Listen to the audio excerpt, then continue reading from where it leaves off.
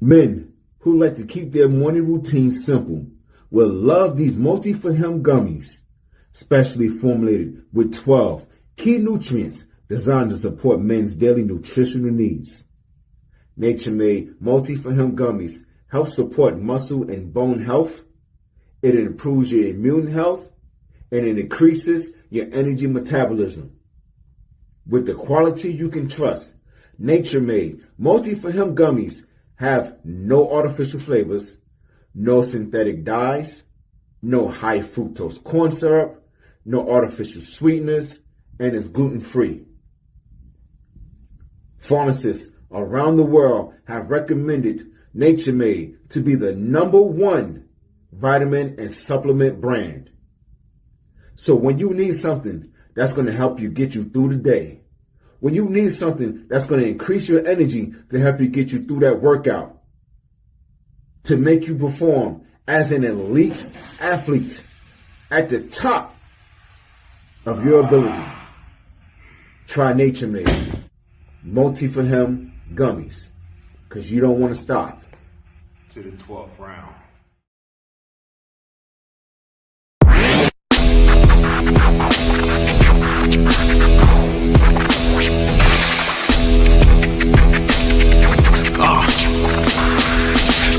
Welcome to the Terror Dome. You should be heading home, cause you could bring all of your ninjas and the Technodrome. I rip right through your flesh and bone and mental capacity. Flood your mind with atrocities and copious tragedies. This dark Sabbath is a lesson in street. Behold the church of the ghetto, feel the words when I preach. Amen. Let the Lord say a prayer for they don't end up in front of someone banging their trigger. Living life like a war pig.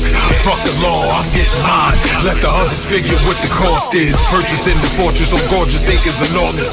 Car park full of foreigners and women just waiting on us. We living the dream.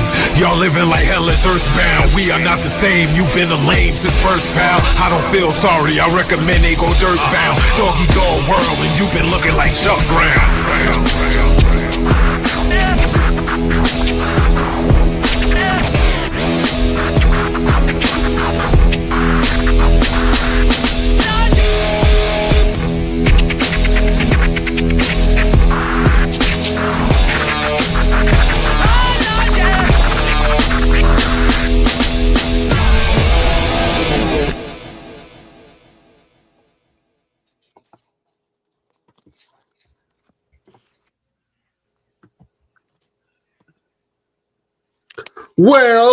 Well, beautiful people, best damn nation. It is Wednesday, and you know what time it is. It is the Best Damn Wrestling Podcast. I'm your humble host, Brian Renegade, and with me, I have the best damn crew. First of all, if you see this man in a dark alley, run for your life. He will beat your ass, throw you in a trash can, leave you there for dead. He is the green-eyed bandit. He fights people. Sometimes he bites people. He's your mama's favorite wrestler, and he can whoop your daddy ass, the one and only Roosevelt, the fighter. What's happening? What's going on, bro? What's going on? Yo, I got a little over a month left until my first MMA fight, and I'm so seriously ready. So serious. Okay, now you know we've already had this conversation, so you have we're not doing it again. You got a couple months until your fight. We already had this conversation. If you get knocked out, you cannot come back on this show without getting your ass dragged through the mud by the crew. You can come back with a loss, but you can't come back getting knocked out. I'm just letting you know right now. It's hard for you, Jack. It's gonna be hard.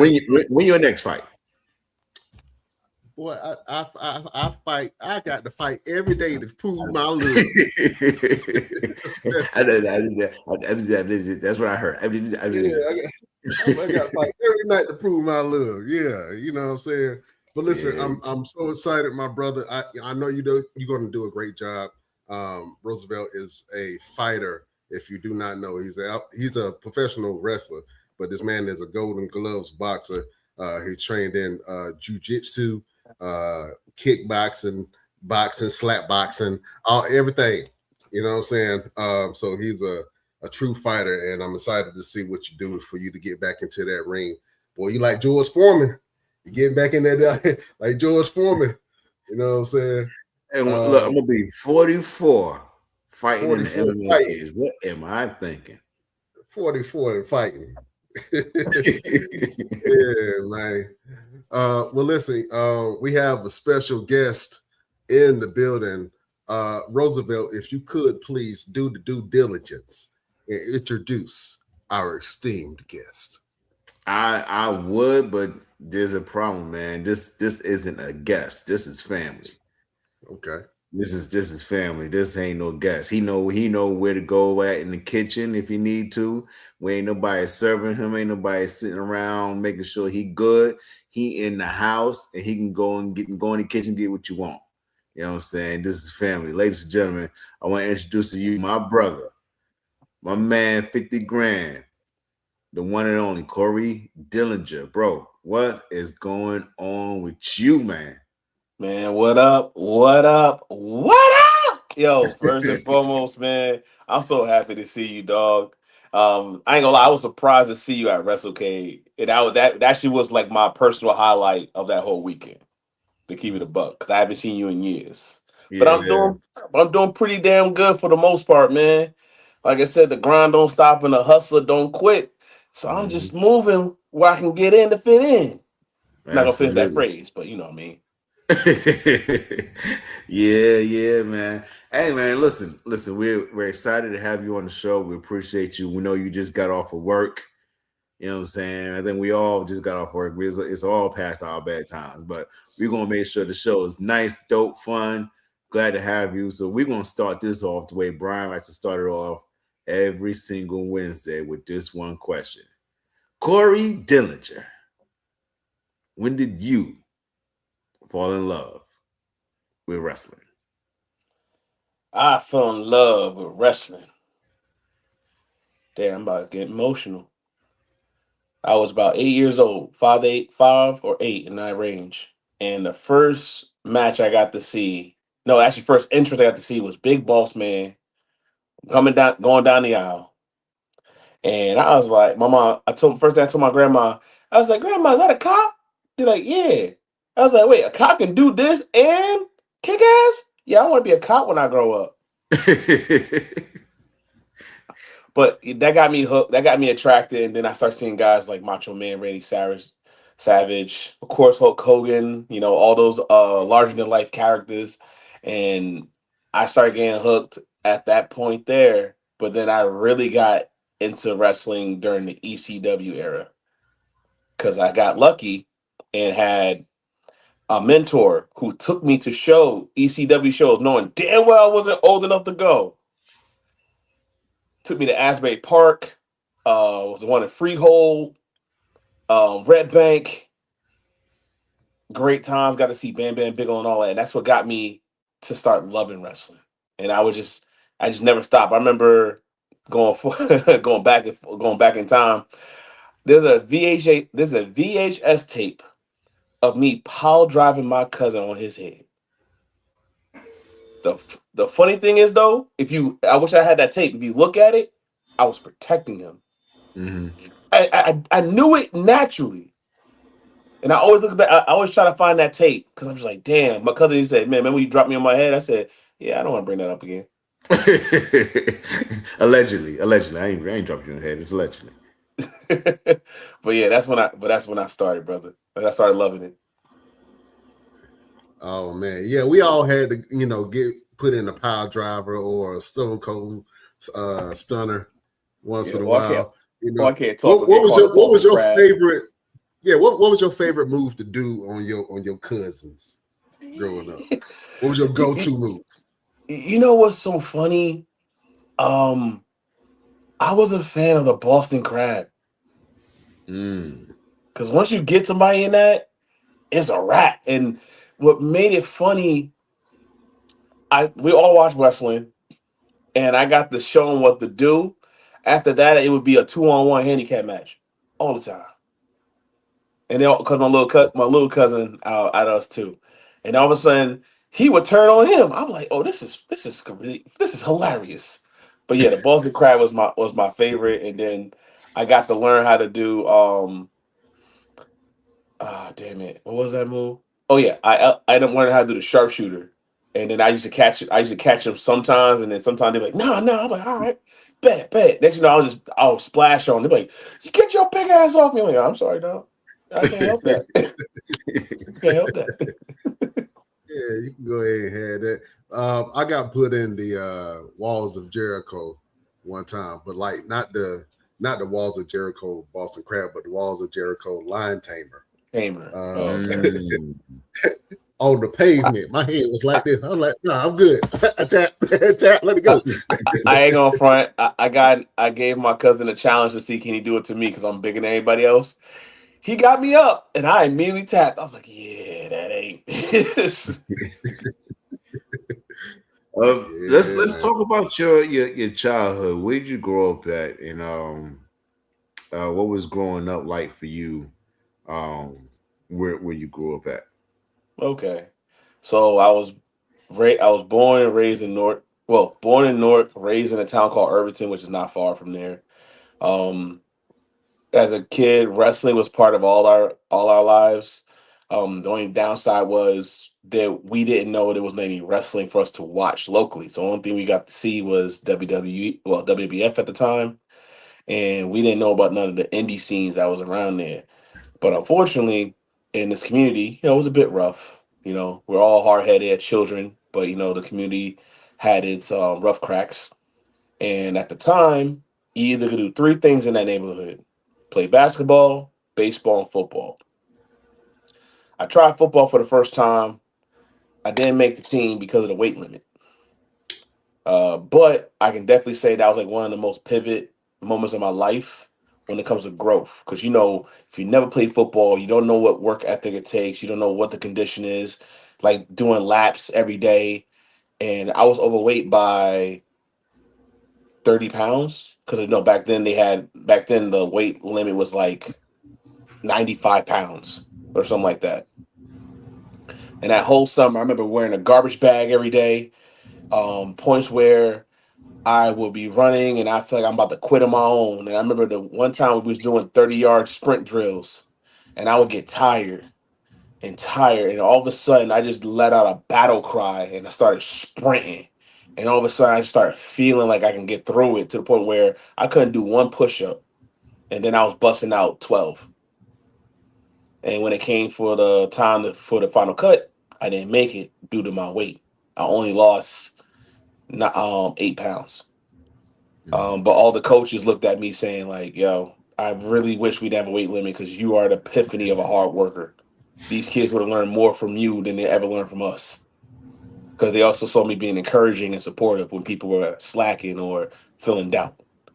But uh, enough about that part. I converted to basketball. Played that all my life, and I grew from there. It kept me out from the streets. It kept me out from trouble, even though uh, you'd be surprised where trouble could be at, even in your own home. And I just grind out through college. Simple as that. Still hanging out with certain friends. It's funny. I remember in third grade, somebody said, "What you want to be when you grow up?" And I said, "I want to be a pro wrestler." Didn't even know it was going to be happening. It took a friend to tell me that when I caught up with them in college that I said that. I had no recollection of that. So the fact that when I started wrestling, he said, "See, I told you. I told you was gonna do it." And I was like, "All right, all right, you win, you got it." But yeah, my childhood's just been like just learning curves after learning curves, and then developing as a superstar. Where basketball fell in my was falling off my hands because I played semi-pro basketball for 1 year while I was in college trying to finish up my bachelor's. Took me 10 years to get my bachelor's, and I ran with it, and I didn't think it was going to happen. But that's overall a short term of my childhood. It's almost straight to the point. How much did New Jersey play a part in you developing what your character is now? I can say New Jersey definitely became a root of what my character is because to a certain extent, I have a lot of people that they say they wish they were me. They wish I was in in my skin with the way I'm living and the way I'm working because a lot of people don't feel like them they have to just be a working person. They can't live their dream and challenge and push themselves to the limit. I had literally some people call me and say, Corey, you're making me believe that I can still do it because you're doing what you're doing now. And I use that as a saying that the city, I basically try to represent the city in my through my character because my character is based off of a comic book character, which I'm a big fan of, which is Luke Cage. And a lot of people don't understand that simple story. Sometimes you got to become what you hate to protect what you love, and it's to the point where I love wrestling so much that if I got to become hated to protect it, so be it.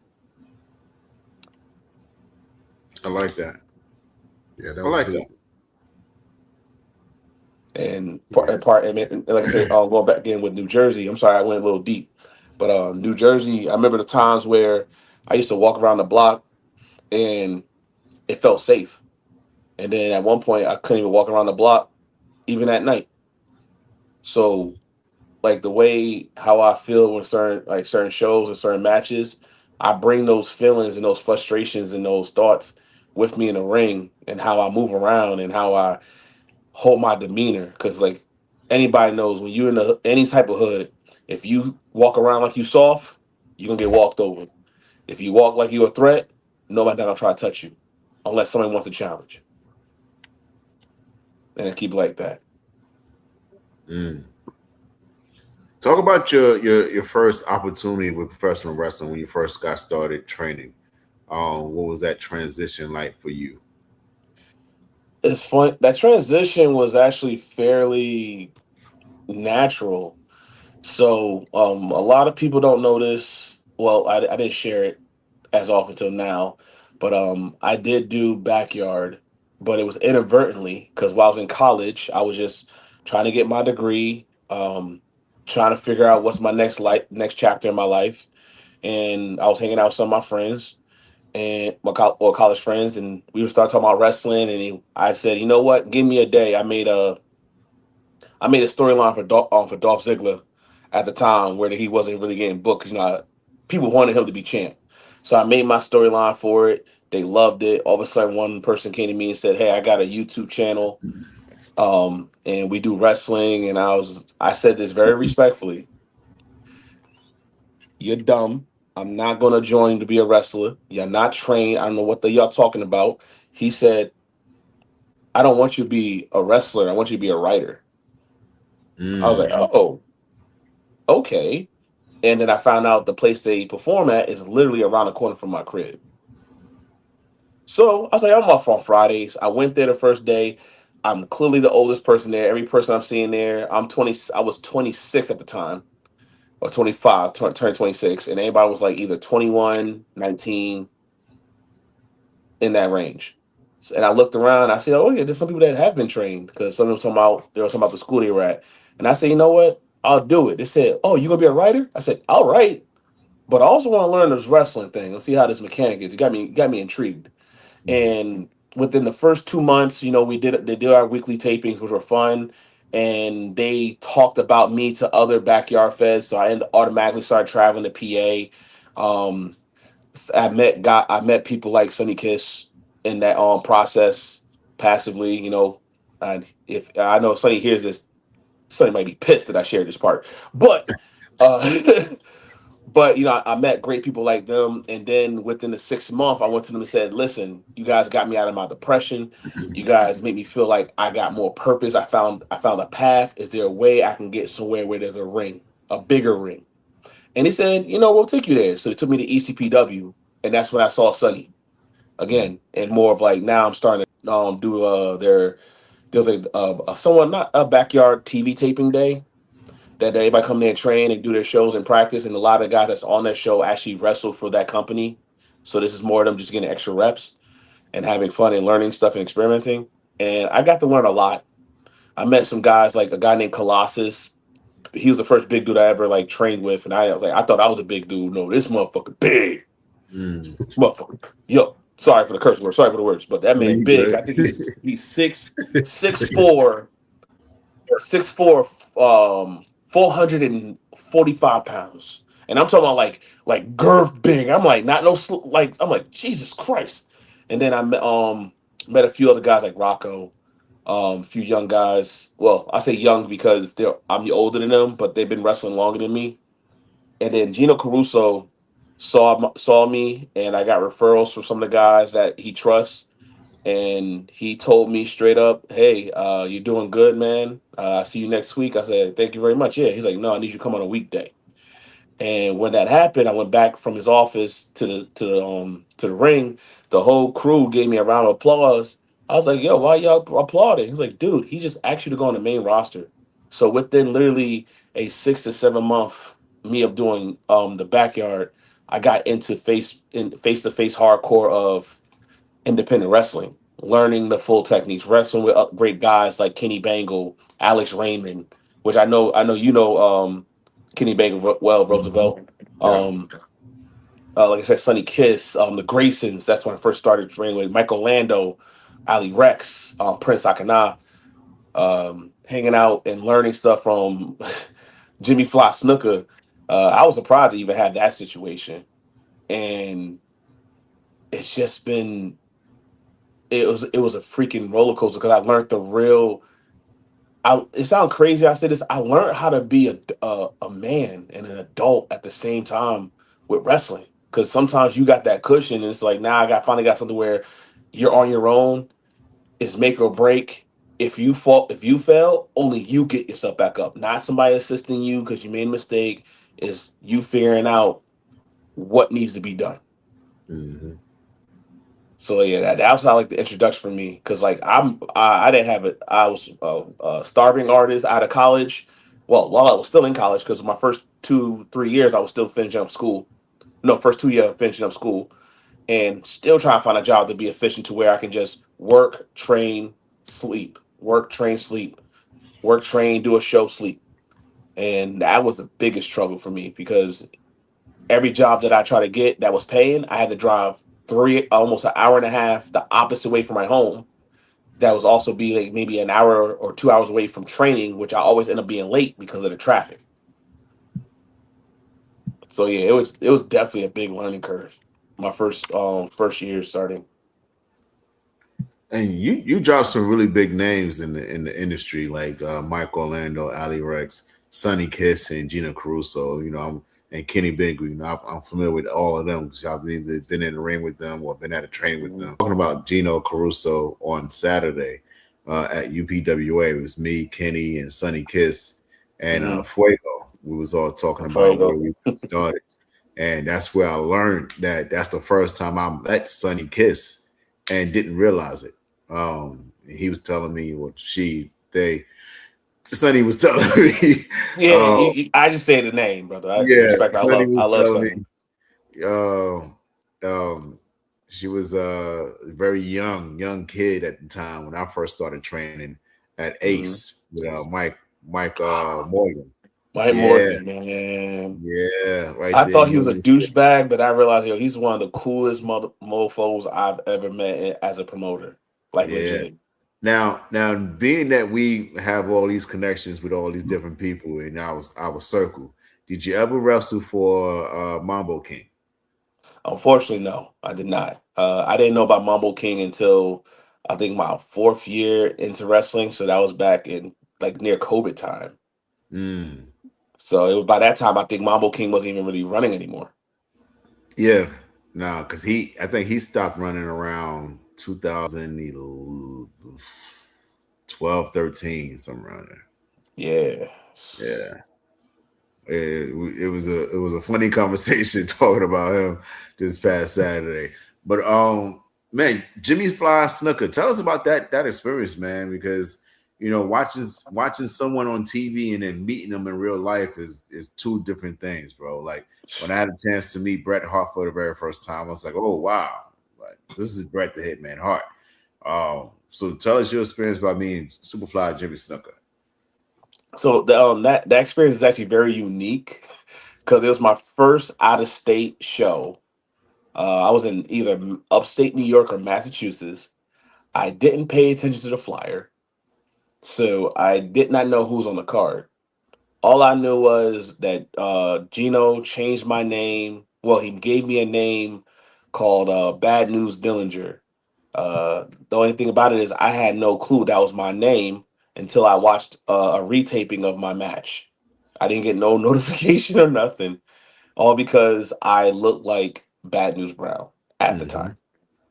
And that's a whole side story to it. But as I'm trying to embrace this character, I see Jimmy Fly Snooker. I'm like, oh shit. I was like, oh, how you doing, sir? Cool. Like, I didn't put two and two together until I shook his hand, and I was like, wait. This is just Jimmy Fly. This that dude, and I'm about to be on a show on the same card as him. This is nuts. And I got to pick his brain. I was asking like simple stuff. I was like, like, hey, how'd you feel when you first started? Any advice you can give me just for what you saw, or that classic, hey, can you watch my match? He heard my character, he heard the gimmick that I had, and because I told him I wanted to like revamp it, I didn't want it to be known as like somebody's nephew, because that's what the pitch they had. I want to evolve it to me. I'm actually a fan of Suge Knight. So Mm, I told him that I wanted to have a Suge Knight persona because I realized back then, and I think till now, there's nobody that's doing that type of persona. So he was thinking, he talked to one of his boys, but I walked away. He came back and said, hey man, I want you to take this. It was damn, I can't even say the word. Drift shop? Yeah. thrift shop. Yeah, thank you. Griff- Thrift shop. Yeah, I keep saying with a D, but it was a T. Thrift shop cane that had rhinestones all over it, where if you touch it, it cuts you, and nothing but Louis Vuitton badges on every like other line with a handle. And he said, go try this. And at the time, I was actually a spokesperson for a vape shop. So I started walking out with vapes and or like any cigars, like I have that illusion, like I don't, as a boss. And it ended up working. And he saw my match and he was like, I see you got some potential. I like it.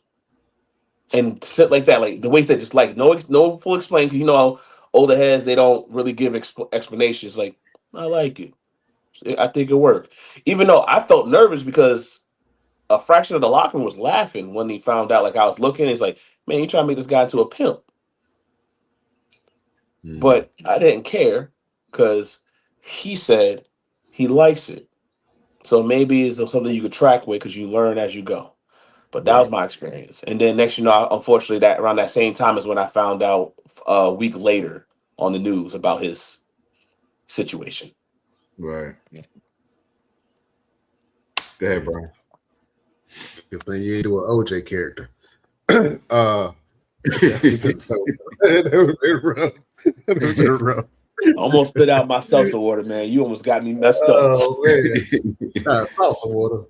Oh man, how did your folks feel, or people that you knew uh, feel or think about you wanting to get into the whole wrestling business? I think when it happened, they were just like, go for it. Because I think, usually at a younger age, if you're like 18, 19, and you say you want to do something like this, they'll be like, you need to finish school, you need to do this. But I actually went through that phase where they see me figuring out college, and it took me 10 years to get my degree. A lot of controversy to that, but in the day, I just didn't quit because I was technically doing the degree for my mother and my grandmother because I found out that there was no men in my family that had a degree. So I was more trying to make sure to break that curse that was made for my family. And so sorry. So I did it, but I couldn't find my way. So I was struggling with jobs. So when I told him about me doing this, I went to my mentor first and told him. The first thing he said, why are you telling me this? This is your calling. This is what you need to do. And ironically, my teacher, that's the guy who took me to ECW shows. Um, he said, Corey, you've been a wrestler. You've been loving wrestling since a kid. You even said you wanted to be a wrestler. And I was like, oh shoot, that's where I remember that story of me saying I want to be a wrestler. I didn't know my friend, but I was like, okay, now I see the source because he was in that classroom. And he said, just do it. Like, this is no point you need to ask me. Like, I understand you asked for permission, but you don't need to. My grandma said, do what you do, baby. Just like that. Do what you do, baby. And I went for the fences. And then when my grandmother saw my first match, she brought my whole family. And it was weird because I'm a heel. And I think one of my I think she has dementia. I could be wrong, but she got dementia. But she recognizes me. So when I'm trying to be a douchebag, she like this. Oh, give me a kiss, baby. I'm like, get off me. Get off me. What's wrong with you? I don't need a kiss, you know. But deep inside, I'm like this. I got you, grandma. Don't worry about it. I got you, auntie. Don't worry. But it started to become a full circle where when I had my first matches and they came, it felt like a natural thing to where they even saw it. They saw that, Corey, you were made for this. I don't know how far you're gonna go, but if you don't as long as you don't quit, I think you'll be fine. I think that one of my uncles said that to me. Mm. And it's just been that experience. Like with my mom, she had an aneurysm, stroke, and amnesia while I was in second grade, so her speaking wasn't that strong, but it was knowledgeable. She was able to function and still like be part of society. She just couldn't work. But when she saw my match, all I could just see her smile. Even when I think somebody gave me a mean, like, I think it was a drop kick from the top. I sold and looked at her and I just saw like this. That right there just gave me like the biggest sign of approval, and I just kept going at it more and more. And at times when I talked to my mother, she couldn't really give me a full conversation, so I'll go with the simple yes or no questions.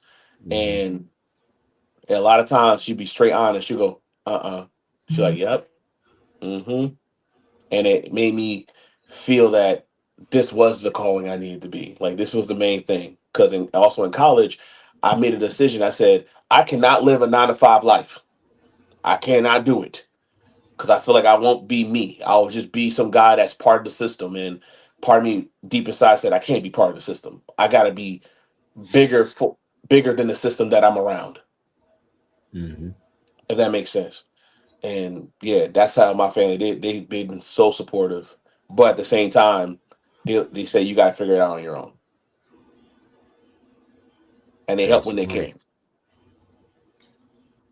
I love that. I love that. It sounds like support was a big thing for you in terms of getting to where you're at right now. Am I correct?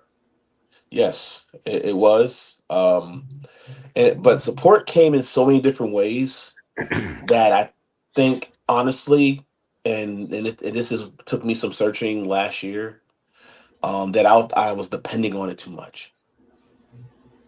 And with this industry, with this business and this sport, and I still treat this more of a sport, even though I say business, it's the individual thing, and you gotta make sure your brand is there, or if you got a tag partner, you gotta make sure that your part is done so well that it helps your teammate to where, or you help each other, and just trying to navigate all that stuff, I realized that I was depending too much on others, where it was me. I had to put the legwork because I had to look back. Like when I got in this business, in this sport, it was me opening my mouth to ask, not somebody putting me on. And I kept worrying about what people were doing to put me on, where I realized it was me doing certain things that got those doors in the first place, or me opening my mouth to ask for opportunities. Because let's be honest, the old saying, closed mouths don't get fed.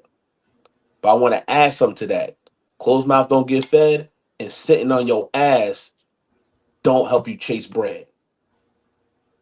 I And like. where I started realizing like I appreciate support from people. It's good to have it, but in this world, I have to be a leader of myself to motivate others. Because I literally have friends hit me up from time to time, even with non-related wrestling related. I remember in high school, I had a guy named Ruben Galundux. So a lot of people that didn't know, I went to St. Patrick High School, which is a very basketball well-known school. Low budget, but it's known for their basketball. And bat in gym class was war. Basketball practice was not war. Gym class was war. I'm talking about we would just play ball. I remember I got a cut here, and I had guys who are way more talented than me. And I'm saying that because they probably was raised a certain way, learned a certain skill. I'll play the forward, knowing that I'm playing against guys who are 6'6". I didn't care. I just knew that was my strength. And when we all graduated, I think Facebook just got reintroduced. A guy named Ruben Lunduk, shout out to him because he's doing great as a basketball coach. Um, he said, "I want to thank you." I was like, "Why you want to thank me?" And this is when around the time I started wrestling, because I started putting social media out there for it. He said, "If you're the definition that made me understand that talent does not get me anywhere, it is hard work." And I'm not gonna lie, I wasn't a popular kid in my school, so the basketball jocks, some of them, they would like tease me, bully me. But the only time I tell them to shut the hell, because I didn't believe in trying to talk and be swag on outside the court. I talk about working hard, doing your job, and being a team player on the court. So I got the respect from that. But to them, I wasn't that like popular dude, and I didn't really care. But he said, you showed me hard work gets me somewhere. And without you, I wouldn't have played overseas. I wouldn't have got that if I wasn't around you to learn that. And I just want to give you your roses for doing that. So those little pieces that I saw, like say support, those are the things that helped me out. But then I also realized it was me doing the work prior before somebody told me, I appreciate you.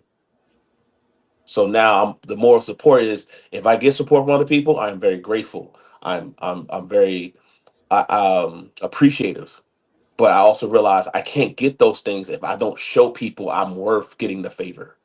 I'm worth getting the opportunity because a lot of people out here, I realized in my first 3 or 4 years, I was around people that were saying, I ain't getting an opportunity, and they're bitching. They're not trying to show to fix it. Or they're trying to not go somewhere else because they're trying to follow the next person. But we didn't know what to do. But once you start knowing there's other places, just start looking. And I was doing that on and off, and people were helping me. And then and going back to I said last year, that's where like I've been doing this by myself. That's how I got opportunities. Why am I worrying about help getting somebody else? Like the only time I had support that I know I had to get external from was my ex. Well, now my ex. I was in a dark place and I was about to quit. And I told her what's going on. I said, hey, I think about just hanging up wrestling.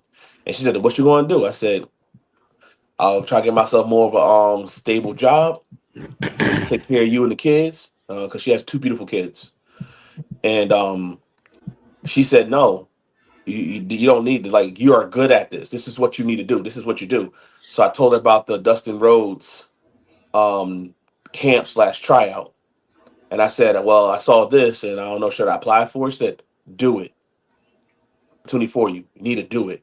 So I said, okay, I'll do it. But if I don't get picked, I think I'm going to call it up. And I got picked. So that's ended up being like a really external thing now. So even though me and her are not together, I still am grateful for her to even talk to me to make sure I didn't quit on something. Absolutely. Who are some of your biggest motivators now in professional wrestling? Like who do you sit back and say, yo, I'm gonna go a little bit harder because I see this one is doing what they're doing, or I know I'm on the right path because I'm around certain individuals. Like who are your biggest motivators right now? Man, that's easy, bro. Like, it's always been the guys that I first started training with, like Kenny Bangle, Mike Orlando, Sonny Kiss. I got to meet and hang out with Jordan Oliver when he first started. Like when I was his first gimmick. We was doing the Robin Big gimmick, and that was converting me to be a heel at a company called UWA Elite. I be around those guys, or I talk to those guys in the locker room. It makes me internally go be like, he's doing something that I ain't doing. I gotta figure it out. But in wrestling, you can't mimic another person because then it ain't gonna work. So you still gotta find your own way in the process. So those are the guys that's been helping me. And then also this sounds crazy. Any person I meet that's new, that's on that up and coming, or they're at a level where I met them at a certain place, I figure out what am I doing that's making me stand. Oh damn. What I'm doing that's going to help me stand out more, or um, what can I do to get on the radar to learn more? Because I know you meet with somebody, you're going to learn something different. That's what I love about traveling. I learned when you go to different states, what you do in New Jersey might not have no meaning in North Carolina, and then vice versa. So you get to learn to be more of a talent. Because I think that's the biggest thing. I know I'm moving the goalposts or change the subject. The biggest issue I think as us as independent wrestlers, we're always trying to be the next trendy thing in our area instead of worrying about no matter where you go to get attention. Absolutely. But yeah, What they say? What they say on Come to America? That's it. Yeah, man. What is this then? Yeah, man. I know that you've mentioned a couple of names and some of the people that you've had conversations with. Do you remember a piece of advice from the locker room that stuck with you throughout your career? Stop overthinking. I get to get back. Some of the guys I went to these to get back because I'm always like, what about this? What about this? Because I'm always trying to be ahead. And it says, hey, Corey, be in the moment. Stop overthinking. Do what you do. You're good. Because like there's one company I devoted my time with called UWA Elite. It was only because they picked me. It was a school outside from my home school, and it was a school where I believe I can develop the character of the diligent one. Only because unfortunately at ECPW they were sticking to Bad News Dillinger, and there was time. And I'll admit I'm not saying it's cool, but I took a risk and started going against the system and start pushing the diligent one, Corey Dillinger persona to break the Bad News Dillinger persona. But being with them said, Corey, they're loving you because before I was hated, but then there was fans that they just loved my interactions, and I became a love character, a love performer. And there's not a lot of big dudes out there, so when I do what I do, they're like, "Oh, you can't wrestle. You're just a big guy." And I'll start do something different. They go, "Oh crap! Oh, you about that?" And I'll just say, "Who said I can't wrestle? Put game on. Put some respect on my name." And I started building that, and then I started showing a loving side of myself because a lot of times big people have this thing where you have to be a menacing person, but we're human. And that was like the first stage of me showing, I call it the early stage of Luke Cage, where I'm showing I'm part of the people, but I can get hurt. But it's me getting up that makes it worth to believe in me. So, like, and the prime example, if I go back from my childhood, Big Boss Man, one of the most deceitful, athletic big men in the business. And when he messes up and he end up taking the heat and getting his ass kicked and he start fighting back, you already know if he gets up, it's a wrap. Just because of the size alone who he wrestles.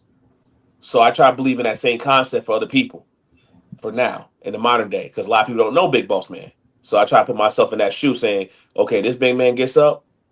Oh, you know he's kicking ass. So either you're going to keep him down or he's going to fight back up. Either way, he's going to get up. Yeah, don't let Big Boss Man get back up. Man. You mentioned Luke Cage, man, and one of Luke Cage's nemesis, I guess nemesis. Thank you. I was trying to find the word. I was trying to find it. Hey, we trade. You know, you got me on the drift shop. Yeah. Damn. Thrift shop. They go thrift shop. Thrift shop. Yeah. But what was the character? The boss character in you said it. No, not Cottonmouth. He was the boss character in Daredevil.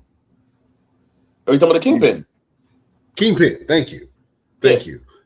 When you started talking about Luke Cage and Cage, I don't know. I didn't I saw what you meant by Luke Cage, but when you started talking, I just saw Kingpin in my head.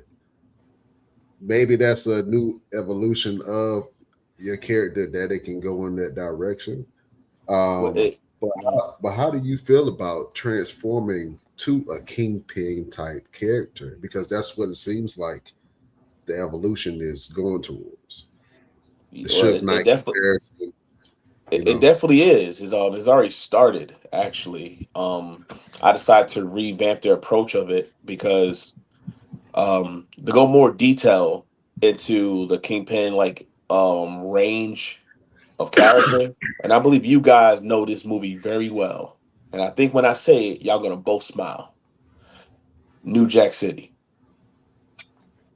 Yeah. So to give this more depth of me being comfortable how I speak, I'm gonna be more on a Wesley Snipe type of persona. Like I remember a few times I had promos live, and all I said one of the most famous phrases that get overlooked: "Sit your $5 ass down before I make some change." And it was to the point when I said that, even the crowd was like, "Wait, what?" And then, oh, and then they Mm, finally caught it because it's culture that is overlooked in wrestling. Because I also want to mm, bring back some type of pop culture that people can understand us more in the characters that we are putting at as Black people, not just for just not just to be like, oh, you're just a traditional thug or traditional kingpin. No, I got depth, and then to make it even more spicy, because sometimes you can't just be always angry. Y'all remember the Five Heartbeats? Mm-hmm. mm-hmm. Remember Big Red? Yeah. Mm-hmm. Which Mm-hmm. Another which thing color you too. want? Hold on. I don't know if y'all can hear me. Hold on. Which color you want? Huh? Because Yeah. so I and get the so orange. What you want? Yeah, go ahead. yes. Now, I actually I already tested those waters in different places because unfortunately I couldn't find a place that would let me commit fully into that character because either one place said they love you as a good guy, so we can't change that, and they even tried, and people just start following me like I was the Rock, like you could say I could say something douchebag, and they go, "Yeah, that's right." I'm like, "Damn, okay, we're gonna just rock with this." Um, but at CZW, Combat Zone Wrestling, I started putting the Big Red out there as more of my business side persona when I'm trying to be more business. So I was called Mr. 9 to 5. So a lot of times people say, "Yo, you're in my way." Da, da, da, da, da." I was like, "Listen, if you got a problem, my hours are from 9 to 5. Mm-hmm. I'll punch in, you talk to me." And they understand when you punch in, I'm in the ring. So that's how it always worked. That character, I think, had a lot of potential, but due to a tear in my calf or a sprain in my calf, I was out for a month wrestling when I was training for CZW. Mm. And that pivot things to go south, and then also at the same time, their management started changing. So the people that was like ready to roll with me, they weren't there no more. So it became a little harder to like pivot that. So that ended up going to sleep. And now I am bringing that out a little bit more and more with Battlefield Pro Wrestling because I told them what I wanted to do. And I said, I don't want to jump in and just be a star. I want to be a piece that can help somebody out in the process. And also at the end of the day, I just wanted an opportunity. I was talking to one of their fellow wrestlers that wrestled there, Malik Devante. Shout out to him. Really good ass dude. Great ass fucking worker. I mean, great worker. And he got me to speak to Alpha Junior because that's his school. And he had me say, I got a guy I want you to be the muscle for, a guy named Rico Gold, with this a very talented man. Like body transformation took him 2 years. Like he's a whole different person. And very humble too. And we're working together and you just see like this whole thing about, oh, you're his lab dog, blah blah blah blah blah. And like and if I am, so fucking be it. But if I explain to you that we're a business, and this is why I'm trying to incorporate my kingpin character in, because I'm saying we're doing a business arrangement. We're making things work in a different way. And I wanted to make a faction based off my LLC because I am actually a business owner. and which is called Diligent Enterprise. And I wanted to run it to where you have people that's known. Like this might sound a little markish, but if you can mix the Hurt Business with Bullet Club, that's what I'm building. Instead of like if I have one guy, instead of saying his name all the time, I'm gonna call him the vice president of public relations. If I have a female, I'm gonna say the secretary of health. And if her attitude feels like you need to be sick, she's gonna beat your ass to get it. You know what I'm saying? Or if I had like a tag team and call it and say those are the CEOs of marketing. You know, just make it different to where you used to like there's a business term into it to where like it's getting more in depth. Unfortunately, it hasn't happened yet, but I did start a tag team with that name with my boy Matt Vertigo. So I decided to pivot into using the New Jack City storyline in between us. The only thing I hope is we when we get to the part we break up, I don't have to have sex with this woman. In case. Yeah, I was going to ask who was G Money. You know. Listen, man, if I'm already saying the catchphrases, and the sad part is he haven't watched the movie. I had to make him watch the movie for him to understand what I want to do with this. Yeah, listen. I realize not every person watches the pop culture movies that we know. Like some people are away from it, you know, not because they wanted to, because the people around them never put it. So I can't get mad at him. I wasn't mad at him when he said it. But yeah, I'm definitely seeing myself doing the Kingpin character. It's just at certain places, I gotta mold it, if that makes sense. Absolutely. Yeah. So, but it's coming along, and not to be cocky, I got merchandise already ready to go for it. So it's gonna blossom. It's gonna push. Awesome. Make sure we get that link, man, for your merchandise. We like to support, man. And I'm still trying to find that link. Try to grab a shirt or something. I appreciate it. I'm still trying to find that link. Right now, all I got is my own. You hit my DMs. We'll worry about the shipping. Yeah, absolutely, man. What kind of promotions are you looking to work with in 2026? It's a brand new year, man. A lot of exciting things on the indie scene and on the majors right now, and it's a shift in focus on the wrestling world like never before. What companies or who would you like to work with in 2026? Well, the one I think everybody like to say they'll love to try the chance of wrestling for AEW. I personally would, but I want to just be outside New Jersey. I want to be in territories where I grow value. Because a lot of times, like I was saying earlier, there's people out there that get so stuck on trying to wrestle within the 2-3 states. Because New Jersey is a small state. We're connected to PA and we're connected to New York City. And New York City is oversaturated, in my opinion. So people from there try to do shows in New Jersey. And then the people in New Jersey try to go to PA. But it's not as popular, but they got devoted fans. And those guys in PA are trying to hit the city side of New Jersey. I'm trying to be outside of it. Like, give me North Carolina. Let me get back to Florida. Let me go back to Texas. I want to do California. I want to go back to Arizona just because I trained at one of their schools during COVID. Luckily, I'm not getting in trouble now because it's been years because MTV while I was working for security. But yeah, I just want to explore and learn more to be a better brand, so I can bring out a better me. And then hopefully those can lead me into places that make me go there more frequently. And if I can get a run overseas, either in Japan or Europe, I'll take that too. I'm passport ready. Yeah. Okay. So what's next? I need to put that. What's next? I need to see that on the shirt. I'm passport ready.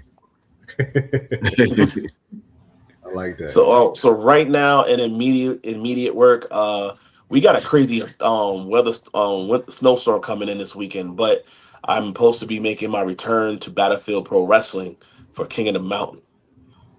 I'm ready for that, and then the following week is back with Battlefield. Well, Battlefield Pro Wrestling with the future shows for all the young talent and new guys. So technically, even though I have tons of experience, about 10 years in, I'm still considered as a new guy, and I love it because it's like you're reintroducing yourself. You're trying to see what worked past somewhere else, see if it works here, or you change it as you go to build. I do have some fans that know me from my past there, so it's a little easier, but it's cool.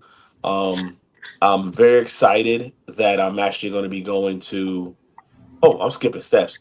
Uh, in March 14th, I have UWA Elite. Unfortunately, it's the farewell show. That company decided to hang up their 25-year run, and we're doing a big show where they're trying to get all the guys from that ever wrestled on the show and just do this one huge super show as a goodbye. So, and then the crazy part is I'm actually the tag champion with my boy Matt Vertigo. So we don't know what's going to happen, but we just know this is going to be like our first, in my eyes, this is going to be like the first super indie supercard show because guys like Jay Lethal was actually part of that company. Jordan Oliver, Casey Navarro, um, who else? Guys like Arcadia, um, um, Jeff Cannonball. You know, I know he's not able to compete, but he's been on there. A well-known deathmatch dude who's also a great wrestler. Brandon Kurt. So many different people that came in. So I just know that show is going to be like bonkers. And then in April, on I think the 14th or 11th, I got Constant Pro Wrestling. Now that company, I think is going to be one that make me blossom. I don't know who I'm wrestling, but the last show I wrestled Malik Devante, and I am. Let's just say I found out we set the bar for that show, and we were only the second match. So to me, that just made me work harder for that show because now I have a platform to push the limits to. And then I can happily say after that, I'll be heading to Las Vegas. And I'm going there for bookings. I'm going there to have fun, but I'm going there for business. And I got one show right now. I'm just waiting for the details to come into play. But supposedly I will be working. I'm going to have my first horse fight for the year, and I'm so excited. So excited. The guy named Duke, I think he's called Duke Wallace. Dude's bigger than me, both height and size. But this man can do a backflip. What the beat? God damn. Yeah. But what I love about it is I don't know how big the ring's gonna be, but if the ring is at least 18, oh, we gonna put some work. I might outwork him in cardio though. But I know if the people that told me about it said they're gonna make it work, I already know that match is gonna be a banger, and I'm hoping to set a bar there. Like my whole goal now, every match I have, I'm trying to set a bar. If the bar's not met, then I feel like I failed. So I'm putting myself on on high standards, and I'm putting myself on a pedestal that I gotta make sure I climb and stay on, not just place there. And then Absolutely. plus, I got my bad for cutting you off. And plus, my favorite thing I like to say from train day, I run this place here. You just live here. And that's how my demeanor is every time I get in that ring. You need to Yeah, pay your rent when you're in the ring with me. Period. absolutely. Well, look, man, I can just by listening to you, I can hear the passion that's still in your voice that you have for what you do. I can see that the fire still burns bright for the love of wrestling and the love of combat sports and for wrestling as a whole. Thank you. But Thank you. I want to test your chops a little bit, if that's okay. We have this segment on the show called Best Damn Promos, and for some reason, every wrestler that comes on this show, Roosevelt always has a problem with him. I don't know what it is.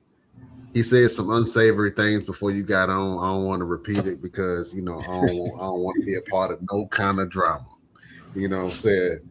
But you But bring this up. yeah, I want you to cut a scathing promo against Roosevelt, a one-on-one battle of sorts.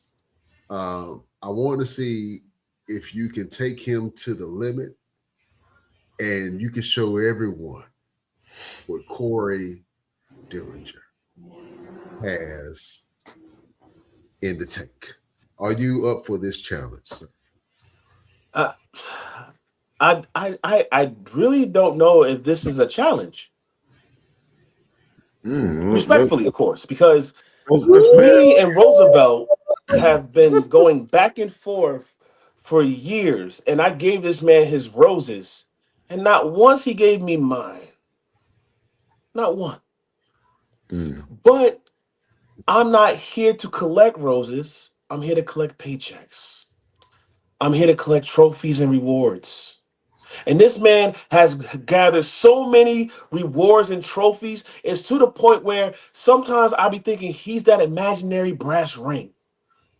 But he's real. He's that guy. But I'm sick and tired of seeing that. And it's time to put a new person on that pedestal. It's time to put a new person on that stage. And a guy that's been watching how people always think that they're not good enough get on the spot that I want, it sickens me. It puts me in the hospital and I gotta pay an extra copay just to walk out of it. I'm sick and tired of paying these stupid copays. For once, I'm gonna make people pay their copay because I'm gonna kick their ass. I'm gonna show why I am D1 since day one. And most importantly, when my network goes up, they should know that yesterday's price is not today's price because I'm always up on stacks. Listen, I ain't even had to play the graphic or nothing. That boy hungry. You put some food on the table, he gonna eat the whole damn table. Roosevelt, what you got to say?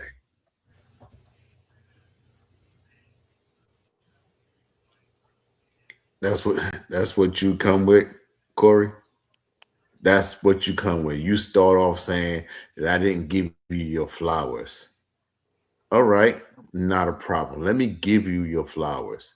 But understand that these flowers are not the flowers that you are expecting. These are the flowers that I'm going to lay on your grave after I've buried you. See, this is what's happening right here, right now. I am not that brass ring. I am not that glass ceiling. I am not the standard that you think you need to live up to because I'm beyond that. There's no way in hell. There's no way on this planet. There's no way on Earth. You can go to a different planet far in a tens of thousands of galaxies away to think that you're going to measure up to me. You see, I don't play this. I live this. This is me every day, all day. You know that because you've seen it. You've watched it. You watched how this persona, this version of me has blossomed and what it's become to on this day, this night, this moment right here. This isn't a game. Whenever you step up to me, you step up to me like a man. You step up to me like a warrior. You step up to me like someone who thinks that they can take a match and strike it against a box just to light a candle. Let me add fuel to your fire, Corey. You've always been good enough. In fact, you've always been great. So there's your flowers. I've always been sitting back watching to see exactly what Corey Dillinger is doing today. But understand this, no matter what you're doing today, it would never catch up because I'm so far ahead of you. All you see is my heels. Every time you look up, all you ever see are my heels. Rest in That's peace. all I see. That's what I see. I see your heels. You know what, man? You make some valid points. Yes, you are that man. And we all put that in public perspective here. But the one thing that I did not share with you, that personally, I don't need those roses no more. I don't need your approval no more. I don't need you. What it is, you need me to prove that you're relevant. You need me to know that you are still in this trending line of the sport of professional wrestling. You need me to know that you can go to war because I'm a walking one-man army. And a lot of people don't want to show it and prove me wrong. But I know you can. The catch is, will you do it? Because when you're the diligent one and when you're running business, I don't want to make this a 9-to-5 assignment. I'd rather push overtime for you to get an opportunity to prove yourself right. Because I'm always going to prove every person wrong. Because you're not going to take the food off my table.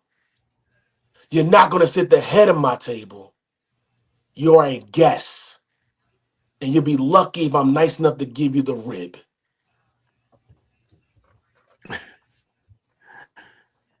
That's that's cute. That's cute. Here's the thing, Corey. I don't need to be a guest at the table that I provided for you. I own that shit. You you don't get it. You don't get it.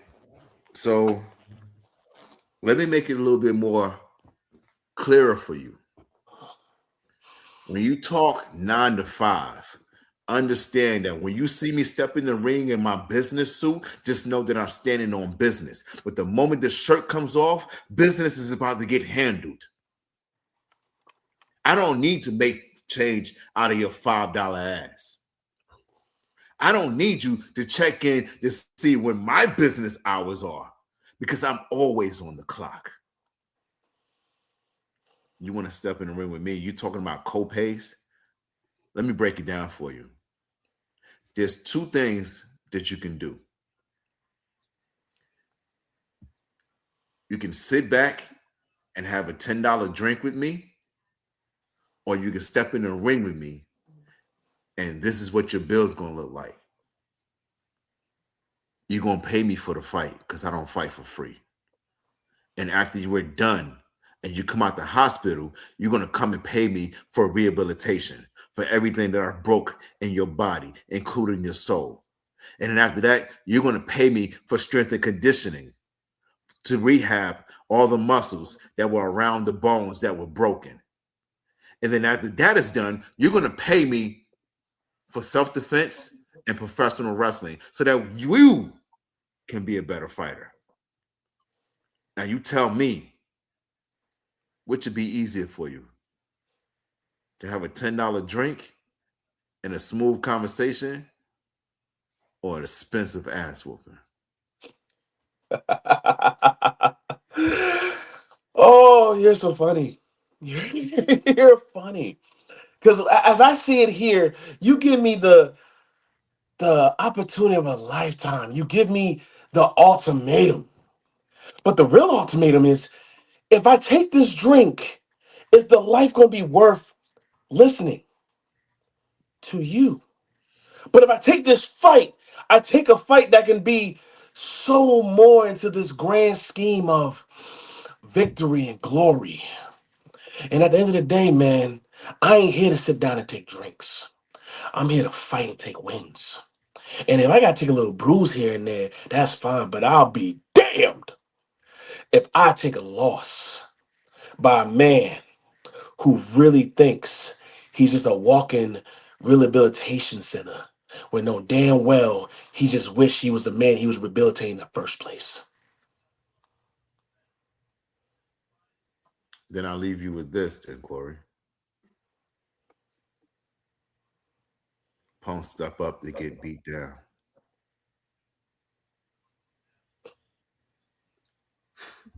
Wait a minute. Wait, we got a real New York versus New Jersey right here in the building. Oh my God. Listen. We gonna have I'm so mad you took my $5 change phrase. I was like, you son of a bitch. I was like, Gotcha. Hey, listen. If you a promoter and you don't have these guys on your show, oh my God. Hey, we gonna have to book this one. Would y'all be willing to do a friendly bout? Unfriendly bout? Hey, we've been talking about that for a long time, man. Let's make that happen. Word. And it's a fun thing I didn't tell you, Roosevelt. So I knew you did mixed martial arts, but I did not know you did Golden Glove.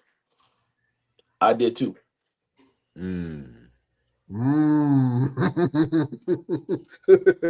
I did too. So trust and believe. If you want to change this to just some little something in between, I have no problem. I'm not saying I'm Apollo. I'm not saying you Rocky, but I can literally go ding, ding. I'm intrigued. You know what I'm saying? 2 Golden Glove boxers. But I will say this.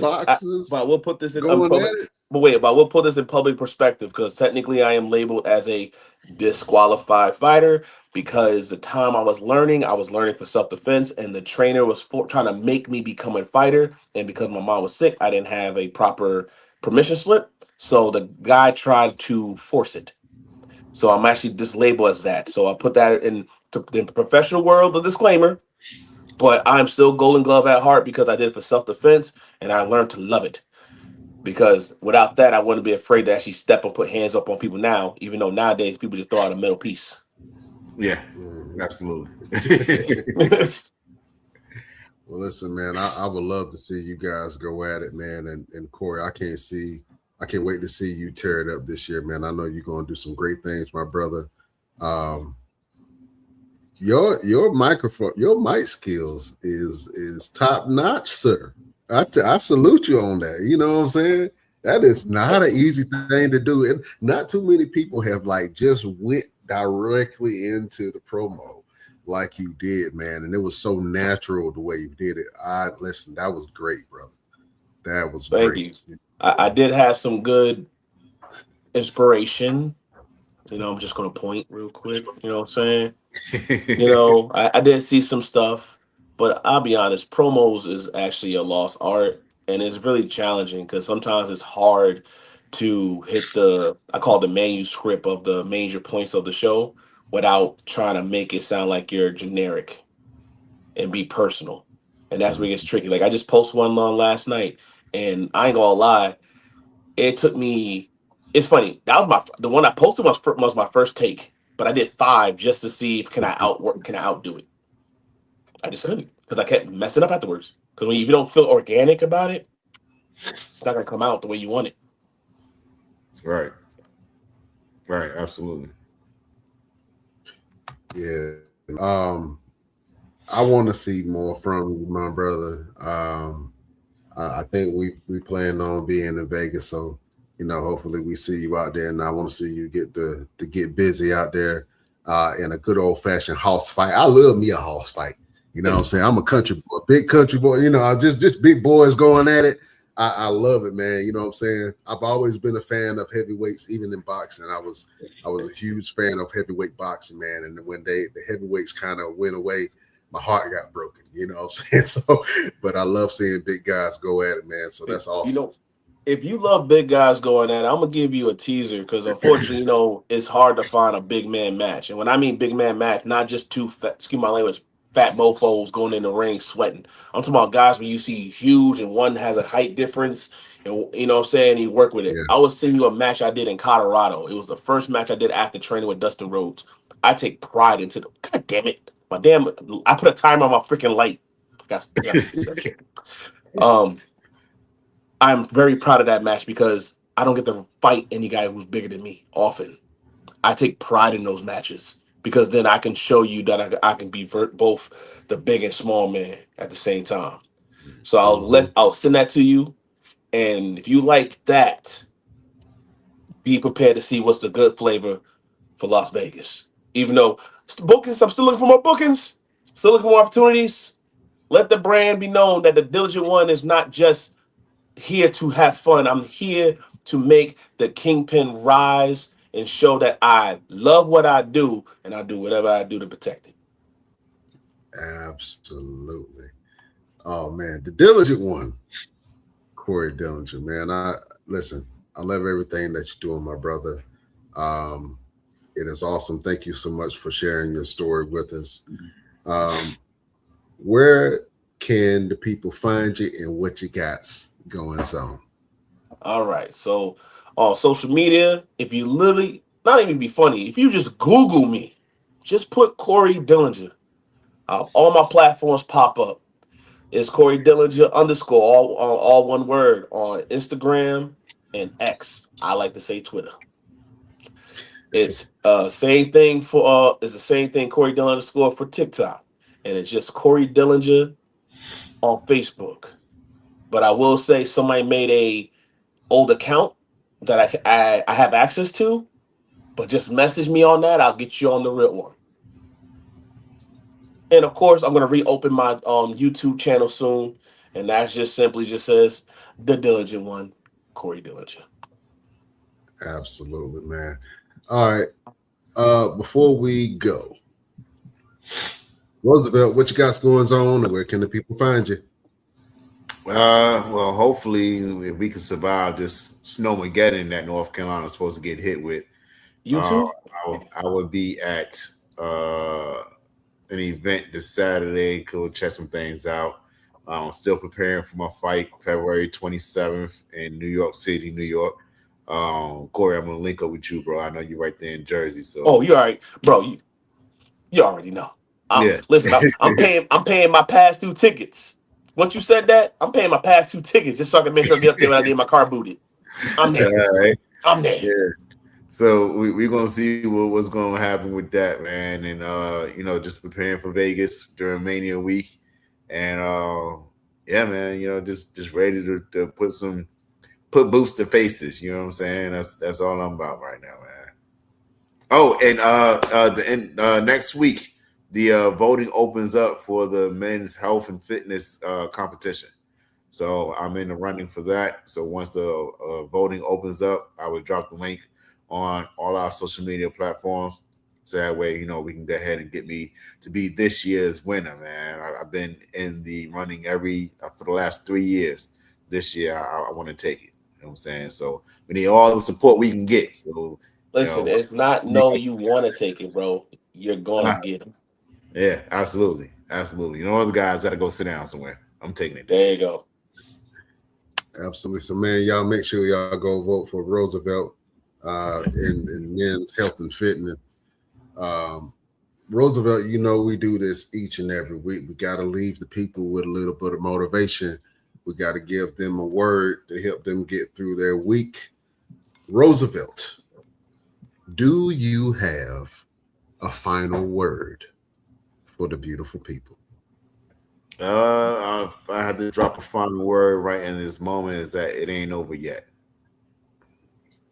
It ain't over yet. You know what I'm saying? If you still got breath in your body, get up and go get it. If you still got movement in your limbs, get up and go get it. If you still got energy in your veins, get up and go get it. It ain't over yet. Whatever you're trying to accomplish, go ahead and accomplish it.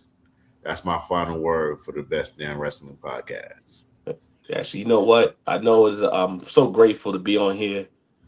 Can I throw some words in there myself? Absolutely. Of course. I was going to you next. You were next. So I'm gonna go ahead and shine some light on me. All right. The Diligent One, Corey Dillinger. Do you have a final word for the beautiful people? Failure does not mean it's over. Failure means it's a way to try again. Don't be insane and repeat the pattern. Change your method to find what's best for you. Because if you're gonna find something for you, nobody else is gonna copy it. Absolutely. Woo! That boy is a part-time preacher. That is a final word from your boy, God damn it. Corey Dillinger. Beautiful people. Damn, Coochie, I'm sorry. That was a final word from your boy, Corey Dillinger. I'm trying to work two platforms at the same time. I see that. Yeah, my bad. Beautiful people, if I have to give you a final word, is find something to fight for. Find something in your life to fight for. When you have something to fight for, your urgency becomes more, your attention span becomes more broadened, your purpose becomes brighter. When you have something to fight for, you put your things that you would usually be selfish for to the background because you know there's something more important that needs to be protected, that needs to be um,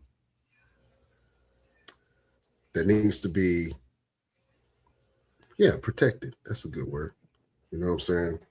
Um, when you have something to fight for, it changes your beliefs, it changes your way of thinking, and it changes your motivations. So find something to fight for, whether it's your family, whether it's the love that you have. Always fight for love. Lead with love, but never be afraid to fight for the things that you care about. Never be afraid to fight for the things that you believe that are yours. Never be afraid to fight for your success. Never be afraid to fight for your ambitions and your goals. Fight for something. Fight for what's right. Fight for your community. Fight for the people that can't fight for themselves. Find something to fight for. That is a final word from your boy, Amen. Brian Renegade. Amen. You know what I'm saying?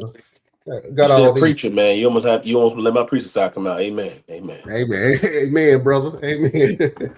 Yeah, but we all gotta find something to fight for, man. And I think that, just hearing you and your story and knowing Roosevelt, man, you guys are fighters. You know what I'm saying? And you fight for what you believe in. You fight for other people.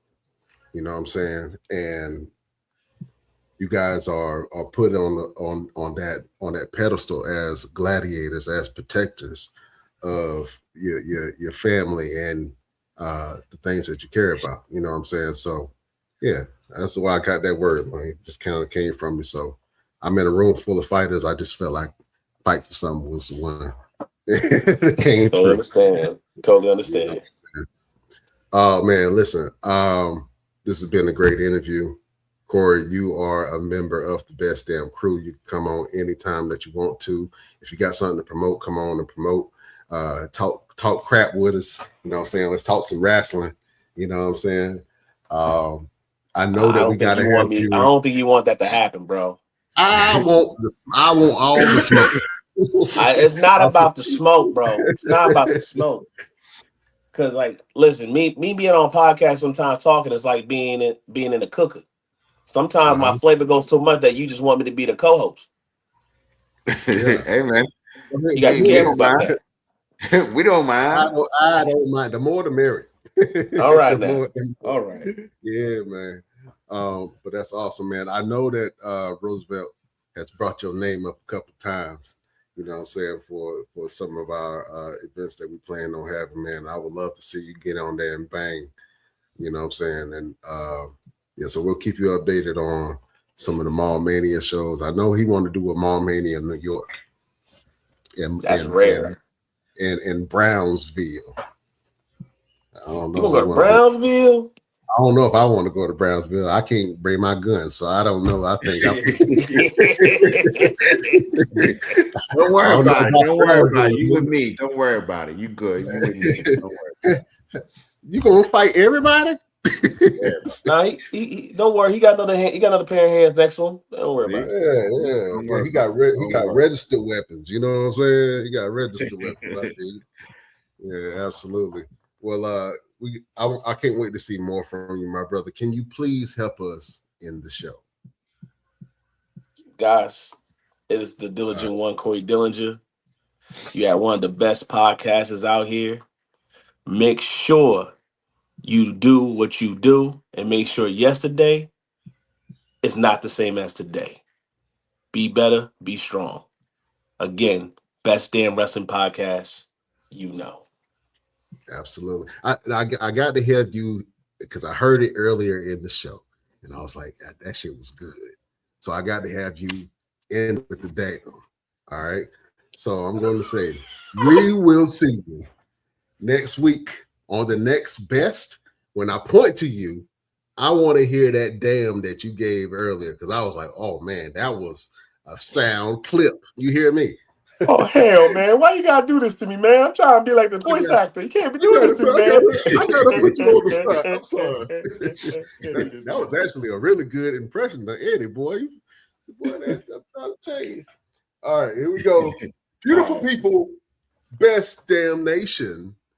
We will see you next week on the next best damn wrestling podcast. Boy, that dude sounds just like Ron Simmons. I'm trying to tell you, Ron would be proud. Ron would be proud. I got this clip of Ron up here right now. You sounded just like Ron, boy. I'm trying to tell you. The Diligent One, Corey Dillinger, man. Keep on doing your thing, my brother. I know Roosevelt is proud of you. I can't wait to see more from you, my brother. We want to definitely have you around, and when we go to Vegas, I'm gonna have the opportunity to meet you, man. So I'm excited about that. Yeah, but, man, it's be an honor. Absolutely. Keep slapping them the fools to sleep. You know what I'm saying? Bro, I got an elbow that puts people to slumber. Oh man, what'd you call it? Well, I just call it the elbow. Simple, short, to the point.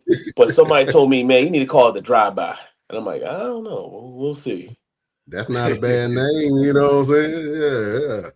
Yeah, the drive-by. I can hear it now. I don't know if you're gonna call it a drive-by, but when you do at one of our shows, this shit gonna be called the drive-by. Straight up. Oh, like man. I said, I'll send you both. I'll send you 2 matches that I'm very proud of, and then you get to see every little bits and pieces, and you be like, okay, I see what this motherfucker do now.